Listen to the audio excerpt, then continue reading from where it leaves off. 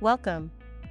We've all heard of learning science, which helps create and deliver a meaningful and impactful learning experience. But do you know how to use it in gamification? In case you don't, let's learn today. 1.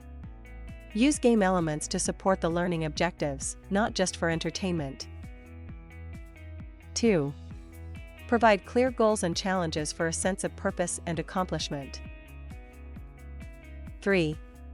Offer opportunities for competition and collaboration to foster social interaction. 4. Provide frequent feedback and rewards to recognize learners' progress and effort.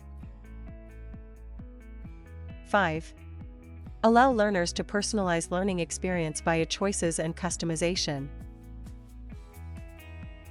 As we wrap up, make sure to try these principles and see how they affect your e-learning courses. Happy learning! If you are not already subscribed, go ahead and hit the subscribe icon right now so you don't miss anything in the future.